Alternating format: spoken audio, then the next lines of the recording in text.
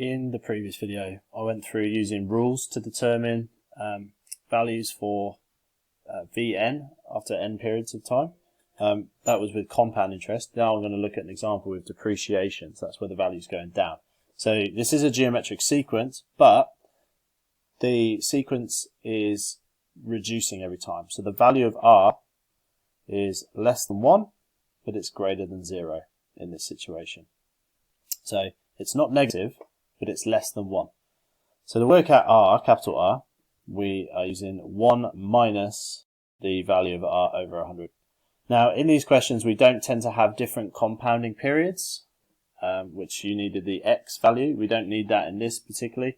Depreciation tends to be an annual thing that we calculate. So in this example, a computer system costs $9,500 to buy. It decreases by 20% each year. A recurrence relation can be written for it like this. Write down the rule from that recurrence relation. So remember, recurrence relations and rules are slightly different. Recurrence relations, you have to do things recursively, one step at a time.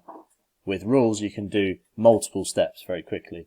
So Vn is equal to V0 times R. Now in this case, R has already been found for us at 0.8. And R is to the power of n, because we don't know what n is. And that rule will now work for us for n number of years. We're going to use the rule now to find out the value of the computer system after 8 years. So V8 is equal to V0 times 0.8. Oh, I've made a mistake. That should be 9,500 as well, because we have that. So V0 is going to be 9,500 times 0.8 to the power of 8 years, which is 8. Okay, and that will give us the value after 8 years. So, and to 2 decimal place. So that's 0.84, 1593. So the nearest cent then. Calculate the total depreciation after 8 years. So to get the total depreciation, it's similar to working out the total interest. It's the original value, the original value minus the new value. Okay, so V0 minus Vn. And so in that case, we're going to go 9,500, take 1,593.84, and that will give us depreciation was that years.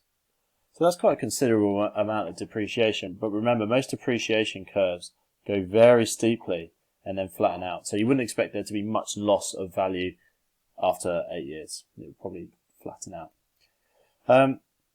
Calculate the value lost in the 6th year. So to get the 6th year only, we need to know V5, what the value was on the 5th year, and we need to know what the value was after the 6th year.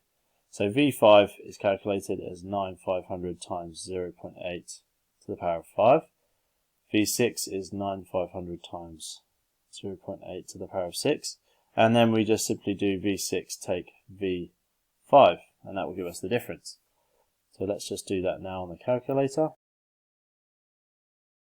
So that should be V5 minus V6. Okay, and now we can use 622. The value by year. Okay.